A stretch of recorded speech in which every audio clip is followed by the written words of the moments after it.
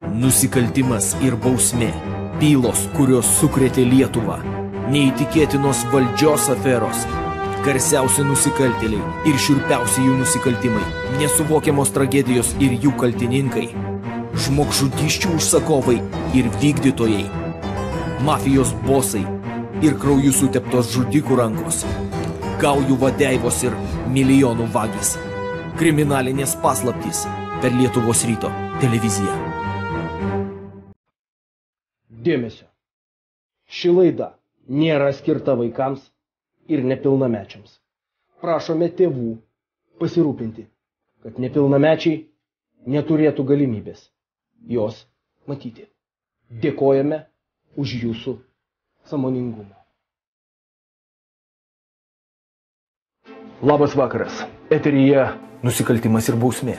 Kriminalinės dokumentikos laida, kuri tyria ir atskleidžia skandalingiausias visą Lietuvą sukrėtusių nusikaltimų paslaptis. Ir štai ką pamatysite šiandien laidoje. Šiaulių monstras sulaukė atpildo valandos. Ne tie žmonės, kad čia pasikeistų. Už tai, kad nužudė ir į gabalus supjaustė klasiokę, jos gavo 20 metų. Po 10 metų juk jos išeis. Tai ir laisvė, žudom toliau. Dukros Nedos netekę tėvai su tokiu nuosprendžiu nesutinka. Jie reikalauja. Iki gyvos galvos. Iki gyvos galvos.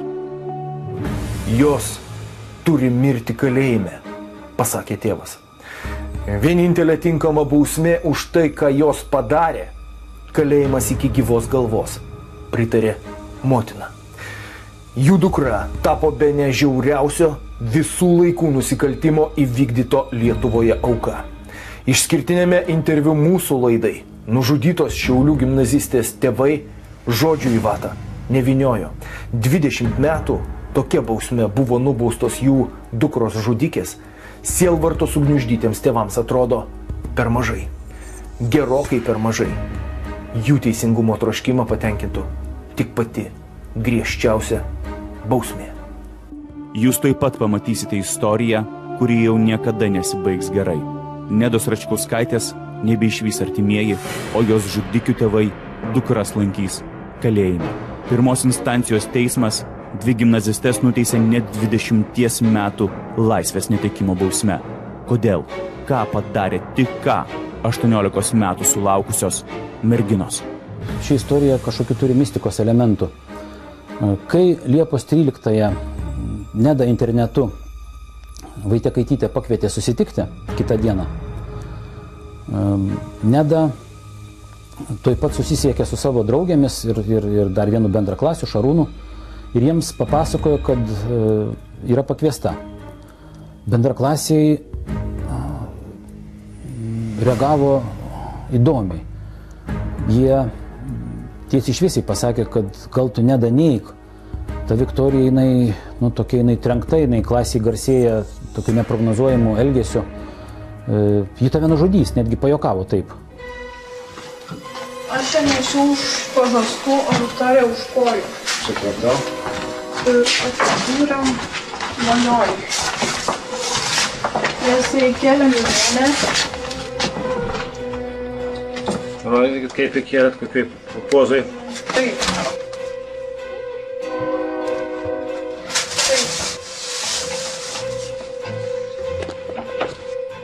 O Viktorija buvo pradėjusi pjaustyti jo. Padėjot pjaustyti? Truputį. O Viktorija jai nupjovė 2 kojas, rankas ir galvą. A ką jūs konkrečiai pjovėt, parodykit?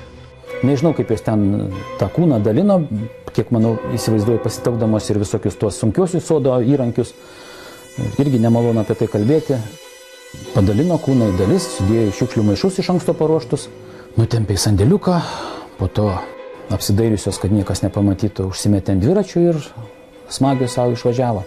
Jūs galite parodyti ir kitus konteinerius, kur išmetėt kitus maišus, ar nelabai? Aš manau, kad taip, bet mes čia labai daug aplink vaikščiom.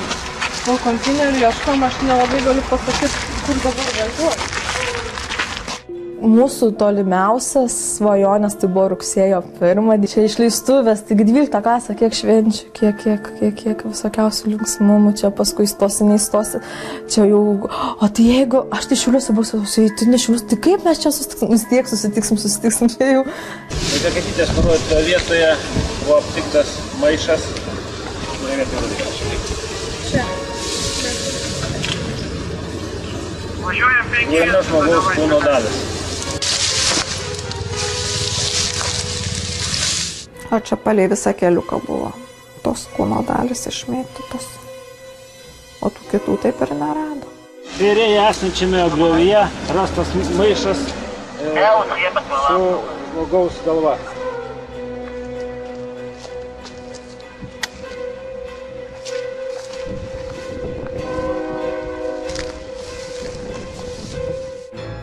Dabar žudikių rankose matome nebylę lėlę.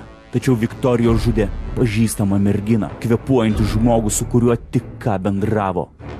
Kuo gyveno, kas patiko, kokia buvo ji, vienturtė, Račkauskų dukra Neda. Jį kolekcionuodavo dalmantinus. Tai jau žiūrėdavau, ką jie čia rinkdavo ir aš iš kelionės ką nors parveždavau. Pirkdavau tokį, kad nebūtų tokia paprasta, bet Lietuvoje nebūtų tokia, tai drebėdavo jinai net iš to džiaugsmo. Tai va tas man labai patikdavo. Žiūrėdavom serialą San Francisco Raganos, kadangi tam serialė buvo šešėlių knyga, tai mes tokią pat pasidarėm, kuriam burtažodžius, kažką ten smilkinam, atseit kažką kvietėm, kažką būrėm, bet iš tiesų tai niekur nesigaudavo, bet tiesiog būdavo linksma, kad kažkas mistiško, kažkas tas, kas traukia. Pa Disneylande buvom 2 kartus, 1 kartą su fūra, nuėjom į atrakcionų parką, kitą dieną nuėjom į tą Disneylando studijų parką, dar grįžom ten ir valgyt virė, mes važiuojam su visom dujiniam keptuvėm ir visais rakandais. Jis abu labai mylėjo. Ir su tėte važiuodavo į reisus, ir su mama visur būdavo. Kokia į muzika patiko, ką jinai klausydavosi? Avrila, Lavigne jai patikdavo. Visos kompaktas buvo surinkdavos. Tų piešinių surinkus į tą paveikslus jau nežiūrėdavo, kiek kainuoja, tetė reik. Viskas. Ir rengdavos kaip jinai. Ir rengdavos jinai kaip savo stilių turėjo, ne taip kaip kitas. Savo tokį, man patikdavo, jinai gražų stilių turėjo.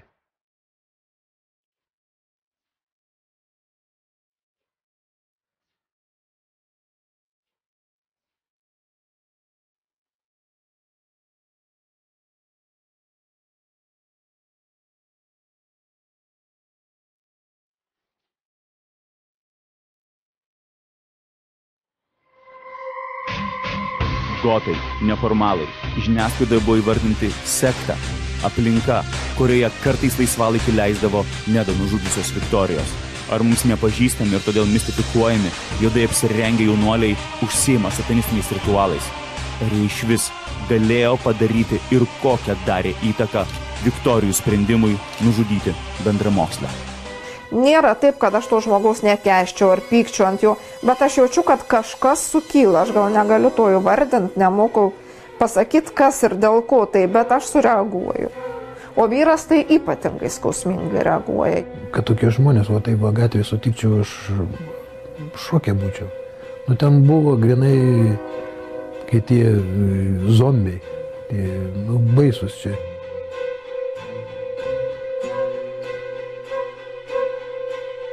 Dabar trumpa reklama, iš karto po jos bandysime atsakyti į klausimą, ar priklausimas tai savotiškai sektai ir galėjo pastumėti jaunas merginas įvykdyti tokį nesuvokiamai žiaurų nusikaltimą.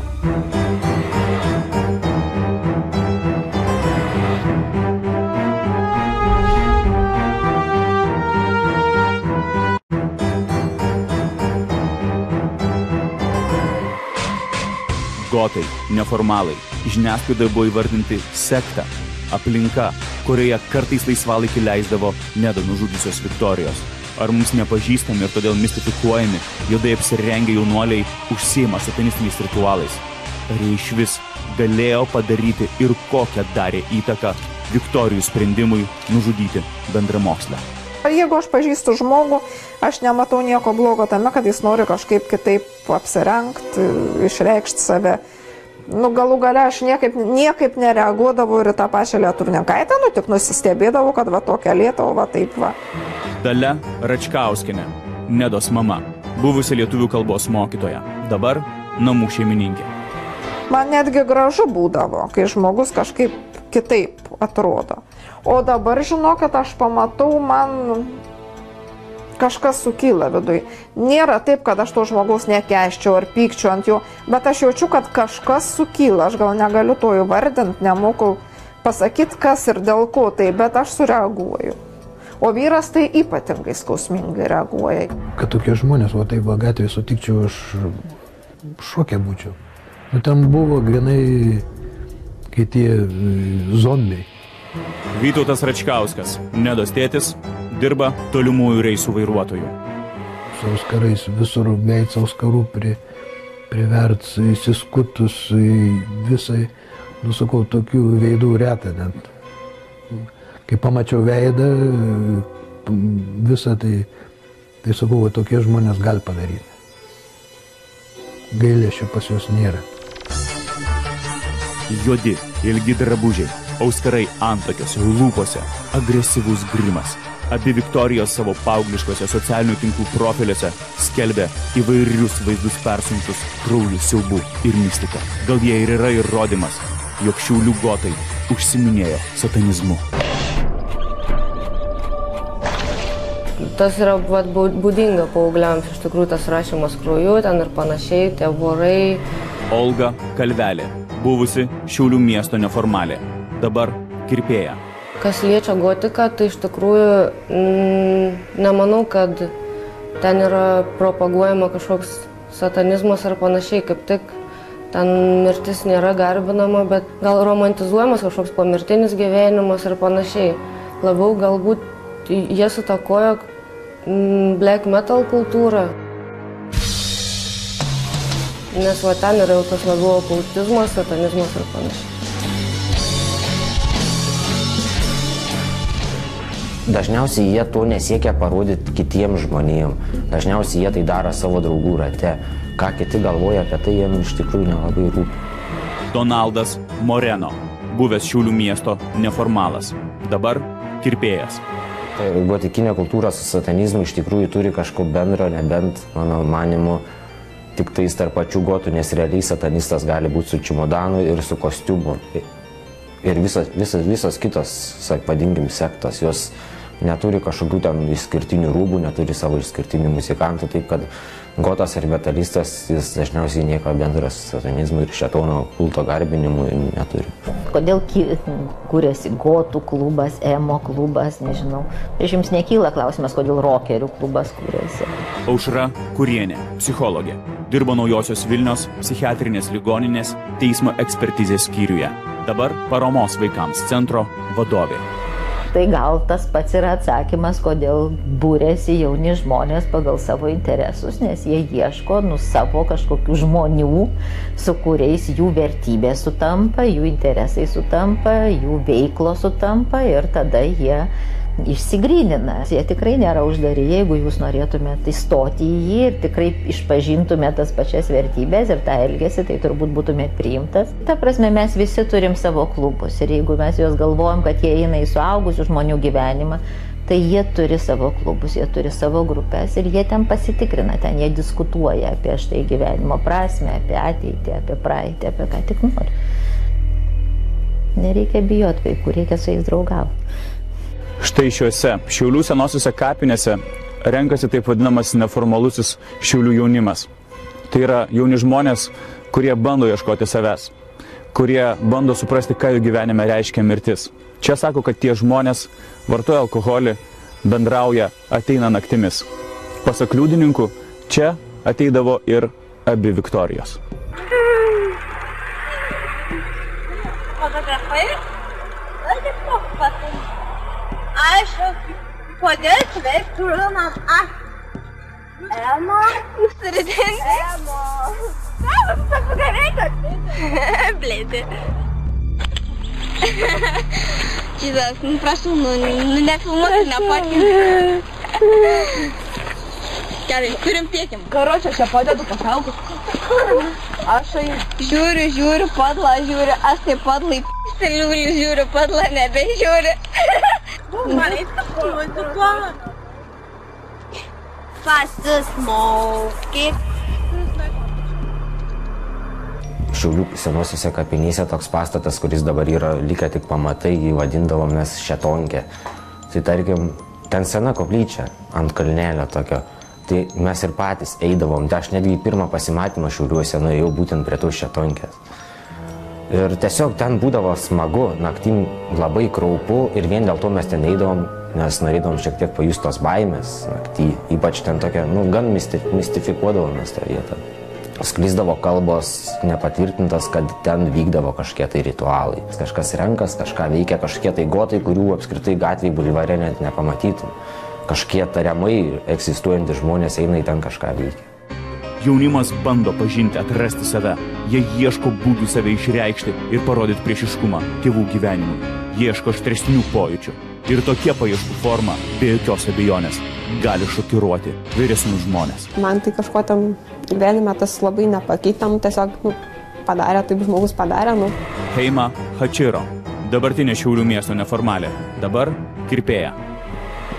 Aš to nesitikėjau, ir viskas, tiesiog nebesigilinau daugiau, tai ir nenoriu iš ten su jie nei bendrauti, nei kad tiesiog, žiaurus elgesys, viskas ir nenoriu aš to žmogaus matyti. Gaila, kad dabar ta visa, nežinau, gotų ar kieno ten subkultūra yra tapatinama su tokiais dalykais.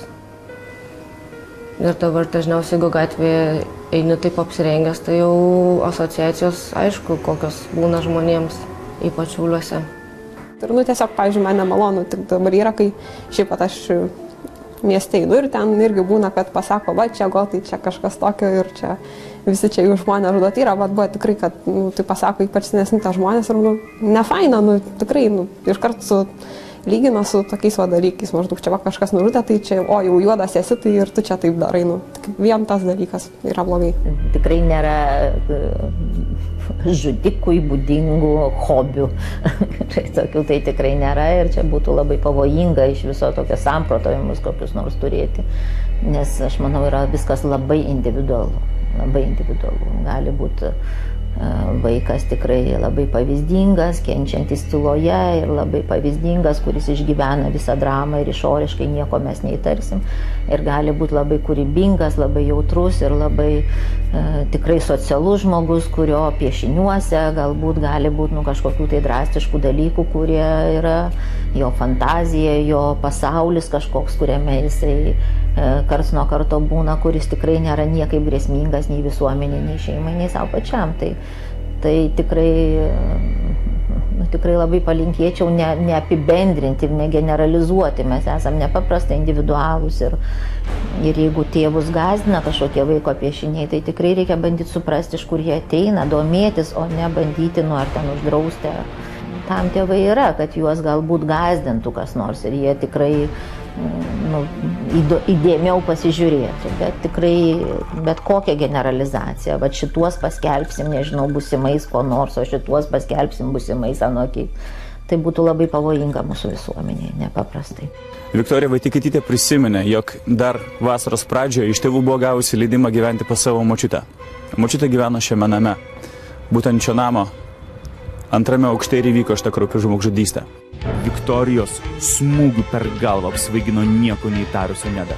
Pargriovė jam grindų, skutimosi peiliuku, perpjovė gerklę ir bejėgių kūną nutempė į vonią. Toliau padaliname kūno dalis. Parodykit, pasakykit, su kokiais įrankiais ir kaip tai darėte? Su skalpelio gėlėštėm ir peiliais. Dar kuo? Pjūklu. Reikia pjauti. Aš kažkur atsirado čia peilį, turbūt Viktorija atnešė.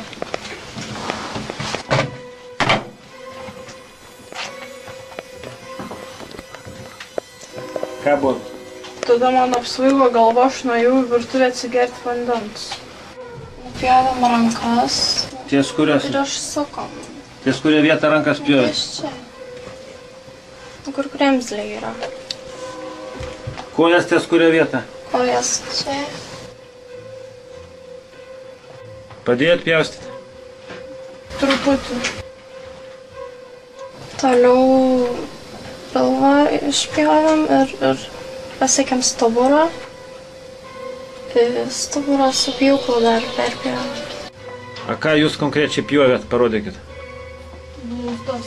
Blauzdas parodykit. Paimkit įrankį, parodykit. Tiesiog taip perpjovėm. Toliau kas buvo daroma? Po to pjovėm galvą ir su pjūklu nupjovėm galvą. Parodykit su pjūklu, kaip pjovėt galvą. Jūs viena tai darėte, ar padėjo jums? Padėjo. Kas jums padėjo? Viktorija. Parodykit, kaip pjovėt galvą. Taip.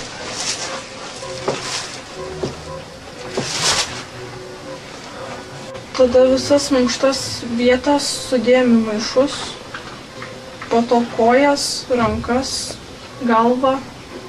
Viktorija ją perpjovė tarpus ties liemeniu, sudėjom į maišus ir nunešėm į sklepą. Ties liemeniu su kuo perpjovė? Su pjūklu. Su pjūklu. Į kiek maišų sudėjote? Į 7. Taip, 2011 m. Liepos 14 d.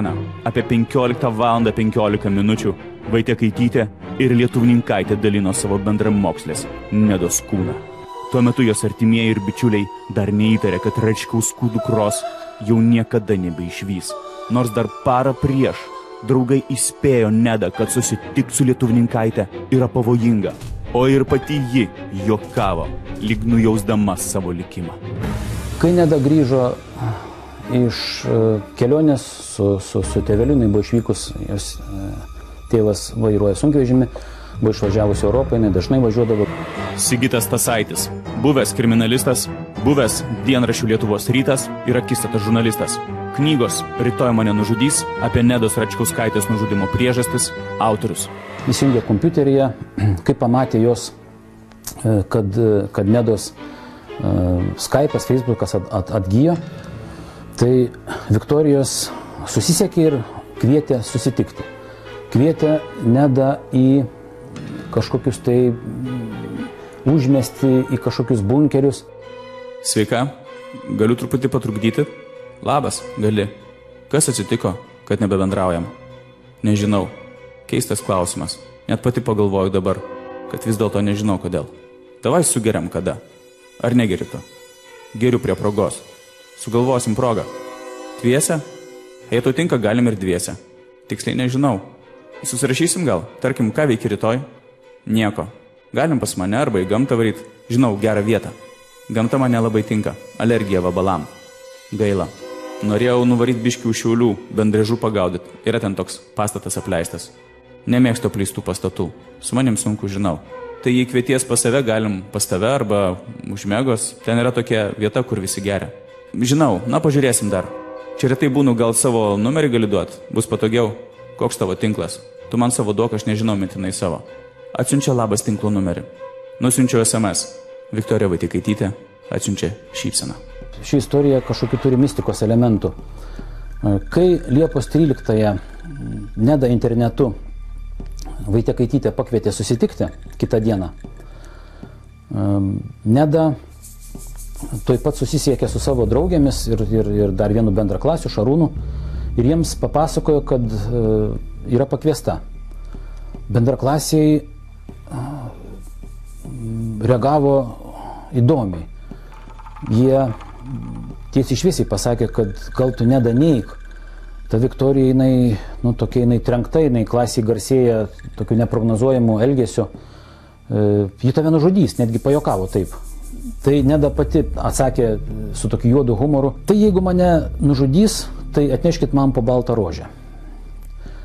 Ir po to jie ten susirašinėdami juokavo, va, kiek tau liko, skaičiavo, kiek valandų liko gyventi, nežinodami, kad jie juokauja lyg į vandenį, žiūrėtų lyg numatytų likimą. Nedai buvo likusios kelios valandos.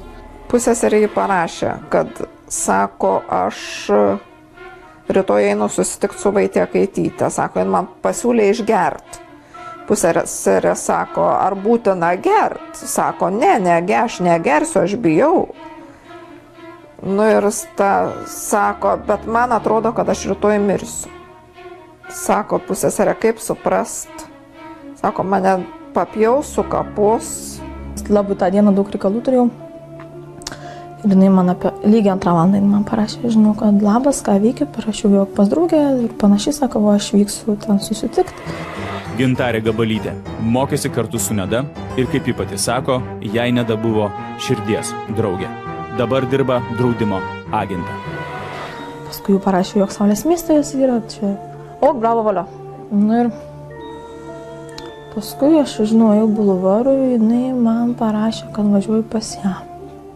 Kai Neda jau buvo nužudyta, Vaitiekaitytė nepatingėjo patikrinti Nedos telefoną. Ir pašiurpo pamačiusi, kad Neda telefonu, SMS žinutėmis informavo savo draugės, kad ji atėjo į susitikimą, kad susitiko su Vaitiekaityte.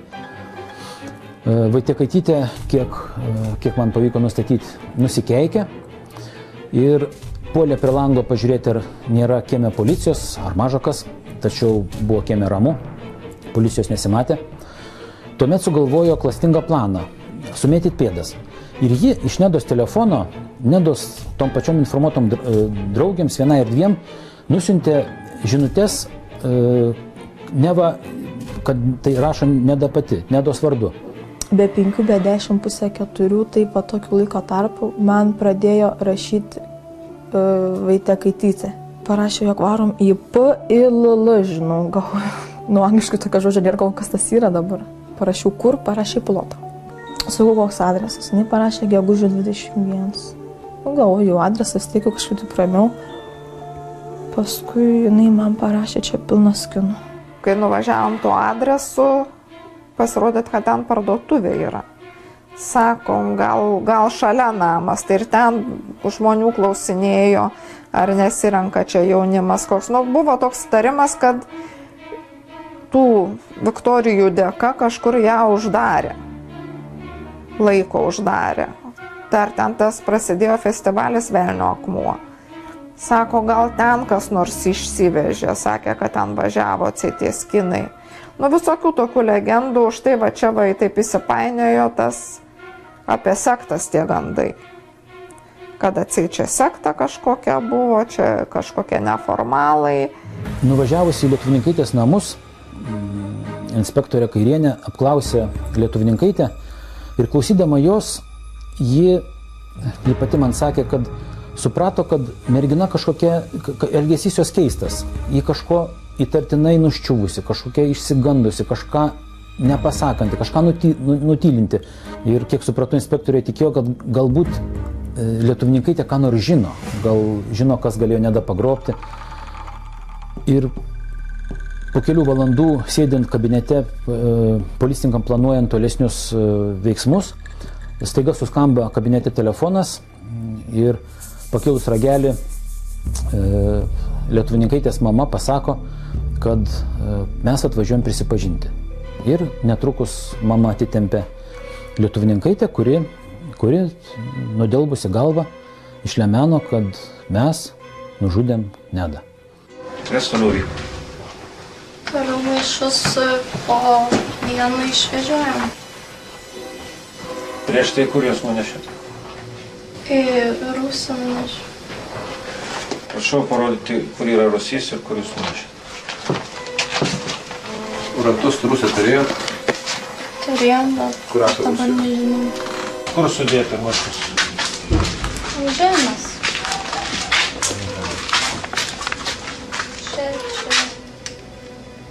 Po to kas vyko?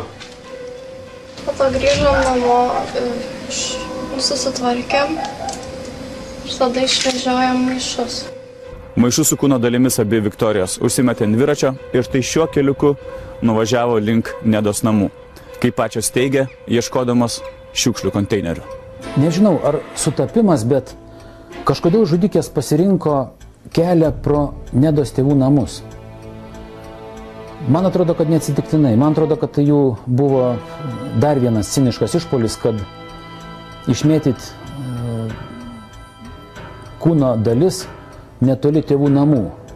Prieš tai duodama parodymus, viena Viktorijų paskui sakė, kad tuomet man atrodė, kad mes išmėtysim kūno dalis ir niekas mūsų neras. Vaitekaitytį nurodžius atvykome prie Šiaulių arenos esančių daugiabučių namų kiemus, kur pasiūlė sustoti. Prašau parodyti, ką jūs norėt pasakyti, ką jūs norėt parodyti. Šitą konteinerį. Man irgi?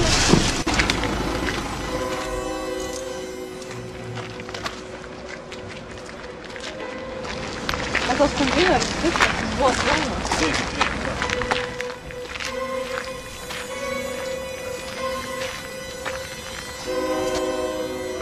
Šitą konteinerį mes. Su ranką parodyti. Kaip tą?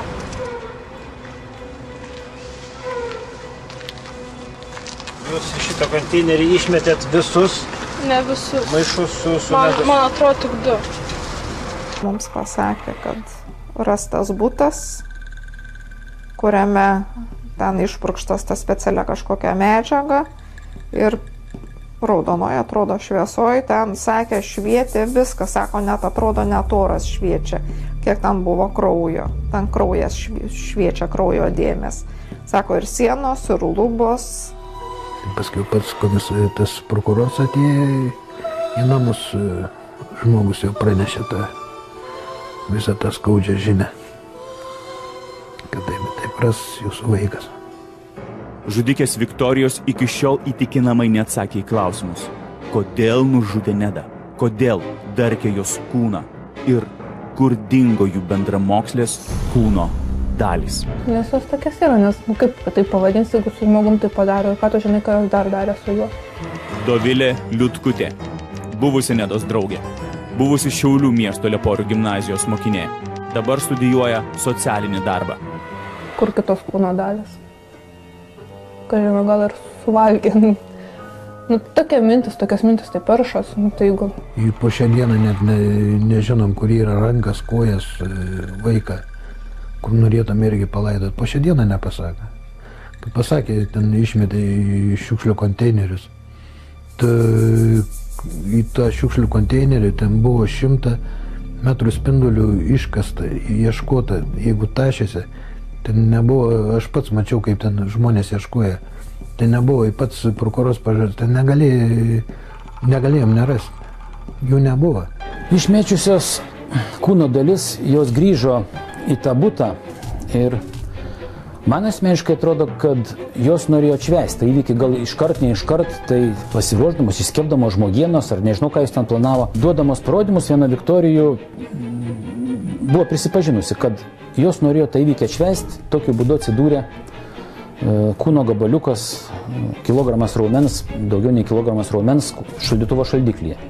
Vaitekaitytė prisipažino, sako, mes būtum, jeigu nebūtų jūsų čiupę, jos būtum potavusios, būtų suvalgiusios mūsų vaiką. Tai dėl to ir laikė šaldytuvę. Jos tikėjusi, įvykdydama žmogžudystę, pasijust kažkokios tai supermenės, kažkokie antžmogiai, įvyko atvirkščiai. Jos pasijuto, tik tada suvokė, kad kažką padarė, kažkokia peržengė ribą, kad tai gali gerojo nesibaigti. Nuotaika abiem apniuko. Lietuvininkaitė pasakė, kad važiuojantį namo, nieko nebenorinti, sėdo ant dviračio išmynė namo, o Vaitekaitytė bute, kiek sužinojau, tai matyt net išsigando, kad vaidensi sielą, nes ir ne tik kraujus plovė, bet ir barstė į pakampius druską. Joks teismo sprendimas ar žudikio atgaila nebesugrąžins tėvams dukros. Jie jau niekada nebeapsikabins, niekada nebesijuoks, jie jau niekada nebebus kartu. Kokia bausmė būtų pelnyta tik ką pilnametėmis tapusioms, Nedą nužudžiusioms ir jos kūną išmesinėjusioms Viktorijoms, Lietuvininkaitei ir Vaitekaitytei. Jeigu sėdėtų visą 20 metų, tai nėra mažai. Jaunom panelėm tai yra daug. Bet juk pas mus po kokių 7, po 10 metų juk jos išeis. Iki gyvos galvos. Kai jos tegu kenčia. Jautė malonumą, kai mano vaiką pjaustė gabalais, tai tegu jaučia malonumą dabar sėdėdamas. Tegu sėdžtinai.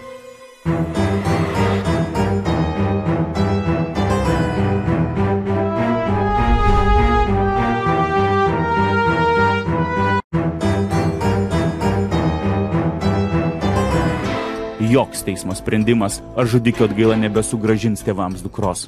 Jie jau niekada nebeapsikabins, niekada nebesijuoks, jie jau niekada nebebus kartu. Kokia bausmė būtų pelnyta tik ką pilnametėmis tapusioms, Nedą nužudžiusioms ir jos kūną išmesinėjusioms Viktorijoms, Lietuvninkaitei ir Vaitiekaitytei. Ir merginos žudė ir neturėdamos motyvo ir po to mėgavosi kažkokiais tai mesinėjimais, netgi kažkokie kanibalizmo, kažkokie šiurpus dalykai. Ir po to nemačiau teisme, kad jos atgailautų, nemačiau, kad jos nuoširdžiai galėtųsi. Buvo atsiprašymo žodžiai, buvo ištarti kažkokie tai atsiprašau, bet man iš šalies atrodė, kad jos labiau bijo, gaili savęs negu Nedos. Vaitiekaitytė per petį teisme mestelėjo, kada aš atsiprašau, o Lietuvninkaitė prieš teismą pernai parašė, matyt, advokato pamokyta, parašė laiškutį, kad aš esu žvėris, atsiprašau už tai, kad aš esu žvėris. Atsiprašė prieš teismą pabaigą laišku, jau ten nekoks atsiprašymų, čiut negrasinims buvo, kad mes ten atsiprašymą, tai net, sakau, po šią dieną nesulaukė. Tie atsiprašymai dirbtiniai, teismą, sumalonint daugiau nieką. Jeigu sėdėtų visą 20 metų, tai nėra mažai. Jaunom panelėm tai yra daug. Bet juk pas mus po kokių 7, po 10 metų juk jos išeis. Už gerą elgesį, dar už amnestijos visokios. Iki gyvos galvos. Kai jos tegu kenčia. Jautė malonumą, kai mano vaiką pjaustė gabalais, tai tegu jaučia malonumą dabar sėdėdamas. Tegu sėdžtinai.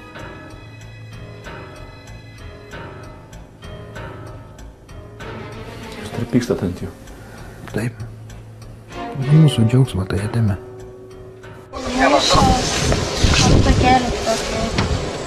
Koks maišas? Vienas iš maišų. Su kuom tas maišas? Su Neda.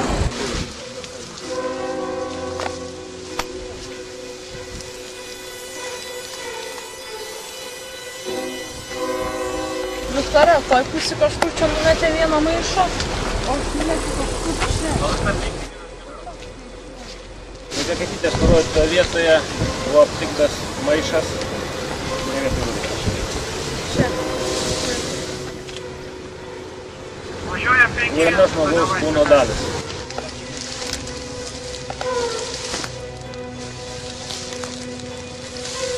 Kur dar išmetėt maišus? Toliau šitą. Prašau parodyti.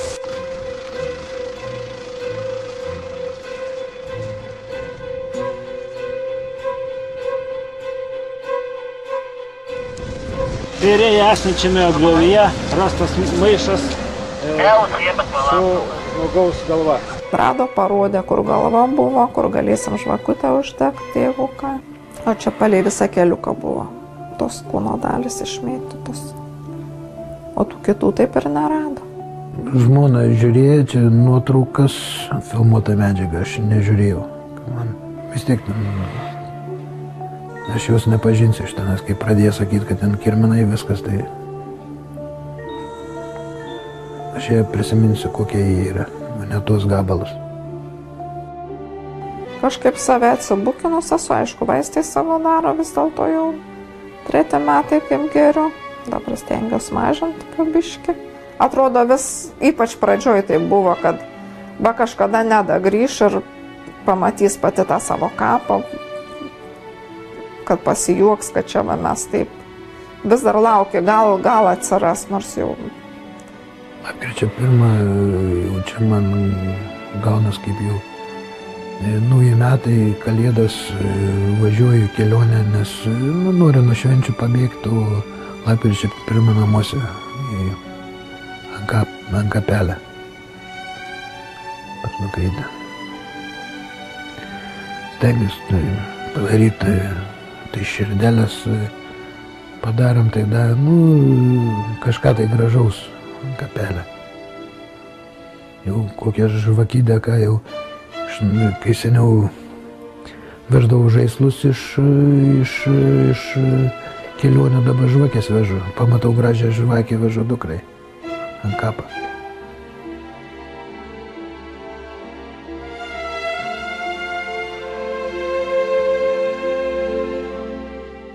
Jau visai netrukus Lietuvos apeliacinis teismas nagrinės šioje byloje paskelbtą nuosprendį. Apygardos teismo sprendimu merginos žudikės buvo nuteistos 20 metų kalėjimo. Apeliacijas pateikė pačios žudikės. Jos tikriausiai galvoja, kad gavo per daug ir tikisi, kad bausmė bus sumažinta. Nužudytosios merginos tėvai, kaip jau matėte ir girdėjote, įsitikinę, kad vienintelė pelnyta bausmė jų dukros žudikėms – kalėjimas iki gyvos galvos. Prokuroras laikosi pozicijos, kad bausmės ir taip buvo per griežtos. Teismas jau kitą mėnesį. Po jo visa Lietuva ir vėl bent vienai dienai bus priversta prisiminti šį vieną šiurpiausių visų laikų nusikaltimų. Bet tai bus jau kita šios istorijos pasakojimo dalis. Tuo tarpu šiandien viskas. Gero vakaro. Iki.